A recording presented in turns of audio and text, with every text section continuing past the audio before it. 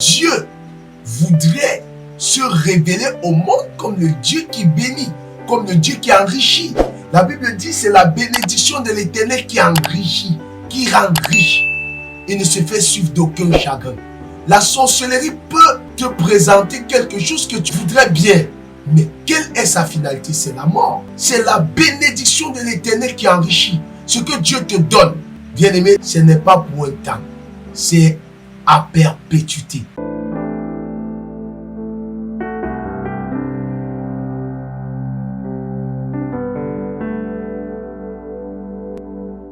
Shalom, shalom, shalom. Une fois de plus, c'est le prophète Armel Kenny. Santé vous salue, chers internautes. Alors aujourd'hui, nous allons parler de cette thématique. La richesse financière est-elle biblique?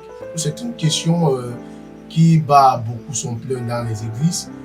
D'un côté, les non-croyants qui estiment que la richesse financière ne devrait pas être le quotidien des enfants de Dieu.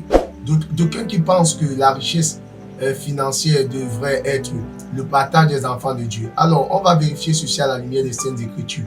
Déjà, regardons ce que la Bible dit. La Bible dit ici que, dans le livre de 3 Jean, son verset 2, l'Éternel Dieu dit, « Je souhaite que tu sois en bonne santé, comme prospère l'état de ton âme. » Je reprends. « Je souhaite que tu sois en bonne santé et que tu prospères comme l'état de ton âme. » Le souhait, le soupir de Dieu, c'est de voir le chrétien grandir financièrement à la hauteur de son attachement avec lui.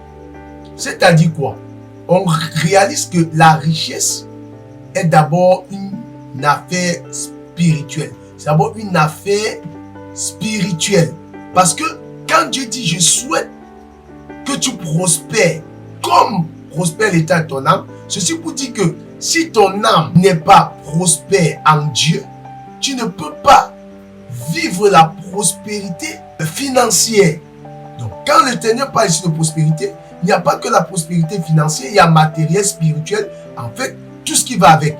Mais aujourd'hui, on va s'appesantir sur le cas des finances. La richesse d'abord est spirituelle. Parce que même Dieu a dit, dans le livre de Genèse, le chapitre 1, il dit, à partir du verset 26, il dit, faisons l'homme à notre image et selon notre ressemblance. Et il dit au verset 28, la Bible dit, Dieu dit, soyez féconds, remplissez la terre, assujettissez sur tout ce qui se meut, assujettissez les oiseaux du ciel, les animaux des champs, les sentiers des poissons de mer, bref, tout ce qui se meut sur la terre. Alors, quand vous comprenez ici, soyez féconds. C'est Dieu, hein? C'est l'impératif. Dieu dit, soyez féconds, soyez productifs, soyez riches.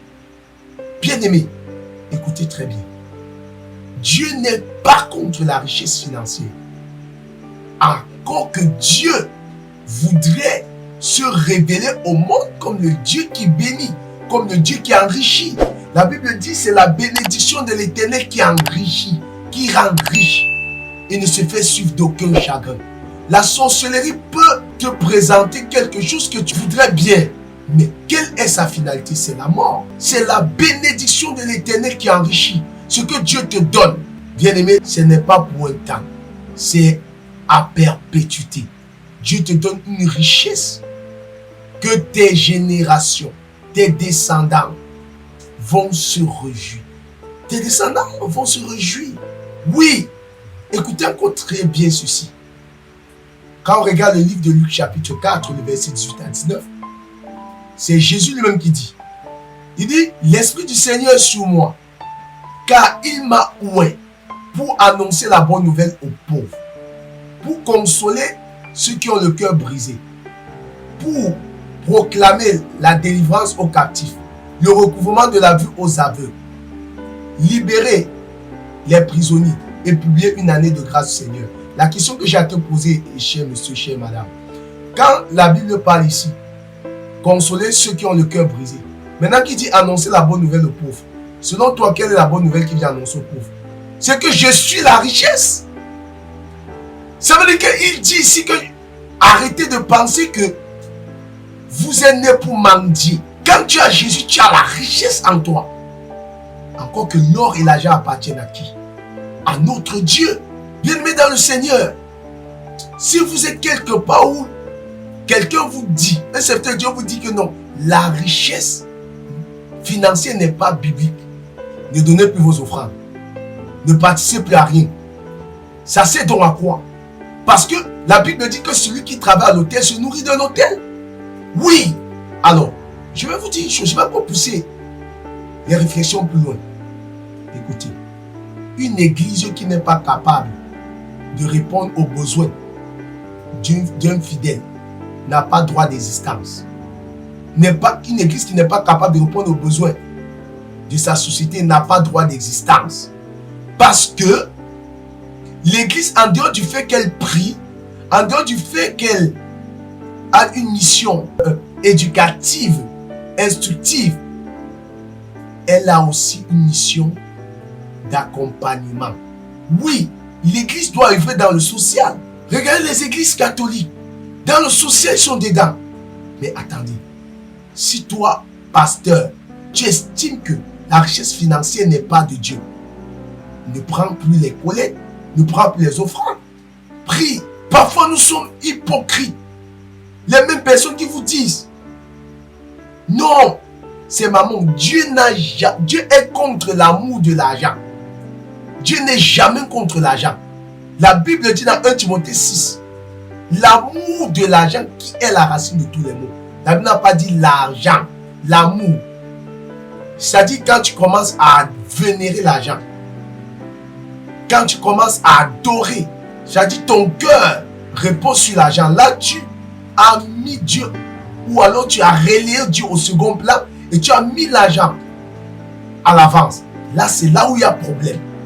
Écoutez très bien, l'argent, certes, ne répond pas à tout, mais l'argent est important. L'argent a sa place. Parce que, avec de l'argent, tu peux évangéliser une prostituée. N'ayant plus de quoi survivre, tu lui donnes un fonds, un capital pour lancer une activité. Mais si toi, pasteur, si tu n'as pas cet argent, ton évangile sera déséquilibré. Ah oui! Tu dois faire donc comment pour gagner les enfants de la rue? Parce que quelque part, ces enfants auront besoin d'aller à l'école. Ces enfants auront besoin de manger. Si tu n'es pas capable de leur venir en aide, tu vois que ton évangile est parfois biaisé. Suivez les programmes du ministère du Salut en continu sur nos plateformes Facebook et YouTube. N'oubliez surtout pas de liker et partager.